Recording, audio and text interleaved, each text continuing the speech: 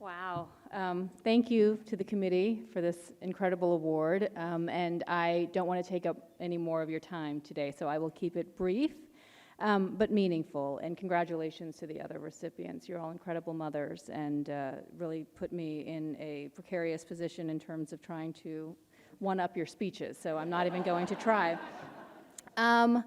I think I committed the cardinal sin that we as women all go through in life when we're awarded with a promotion or recognition or an award in this case, because when I first learned about this, my immediate reaction was, I don't deserve it. But I'm, no perfect mother, no one is. But my second reaction was, my husband, most men would just say, wow, thank you, really appreciate you thinking of me, I'm honored, thanks for the award. So that's what I will say, thank you, I'm honored.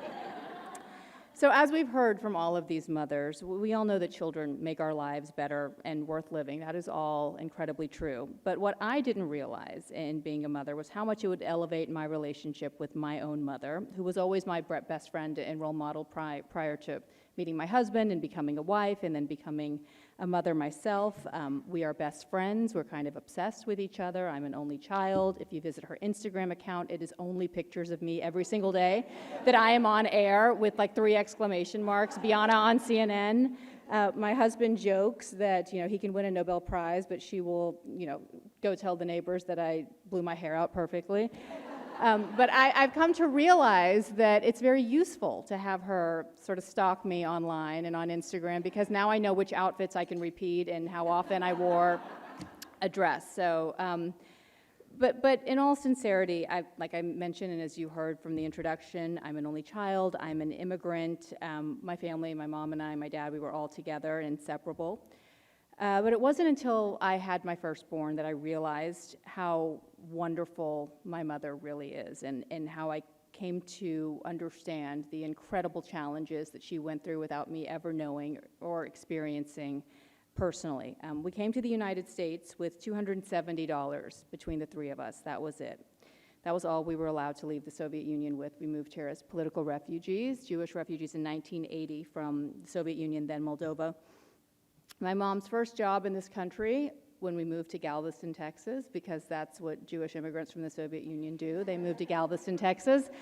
No, my parents were contrarians. They didn't want to go to New York or LA, which is where the majority of Russian Soviet Jews moved. So they wanted to go somewhere warm.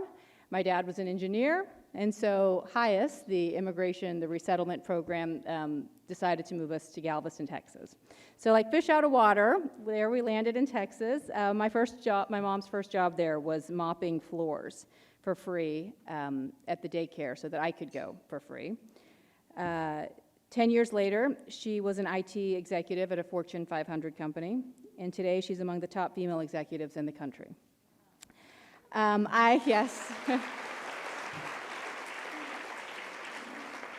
I have no idea how she was able to do it, not because she didn't have the talent and not because she wasn't gifted, but because she never made me feel neglected or that I was anything but her top priority. I traveled with her on business trips. I annoyed the hell out of her by calling her incessantly in meetings, whatever it was, but she always took my call. To this day, I cannot believe that she put up with me to the extent that she did, but she likes to remind me that she always took my calls when I complain about my kids bugging me. As mothers, our mothers are usually our most reliable sources on all things kids, marriage, career-related. And as a journalist, there are few tools more valuable than a great, rock-solid source. Well, this year something remarkable has happened. As we have all been watching and as we've noted, I've been covering this god-awful, unprovoked war that Russia has launched against Ukraine. And my mom suddenly became that omnipresent source for me, both emotionally and professionally. Watching and interviewing mothers fleeing their homes, desperate to protect their children, becomes overwhelming at times, especially when you can speak to them, as I can. Most of these women and families in Ukraine speak Russian. So when you look at them and you see what could have been you, what could have been your grandmother fleeing a war, an unprovoked war, it takes a toll on you. And I don't know that I would have been able to get through all of these horrendous weeks of watching this war without my mother telling me that this is what these women are experiencing. She understands their pain. She understands what growing up in an authoritarian system entails. My parents grew up in Moldova, the poorest country in Europe. Arguably, it's most vulnerable now, second only to Ukraine, which it borders. It has no NATO or EU protection and has its own separatist pro-Russian breakaway republic within its very borders. And now there's increased concerns that Vladimir Putin may invade there as well. Well, a few weeks ago, as you heard Joanna say, I was invited to travel back to Moldova with the UN ambassador to the United States to visit with Ukrainian refugees there. It was my first time back in Moldova in 35 years.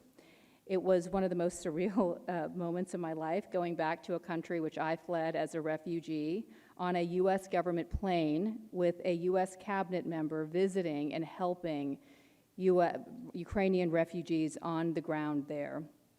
There were two thoughts that came to my mind during that trip. One was how proud I was to be an American. And the second was how grateful I am to my parents who sacrificed so much so that I could be an American.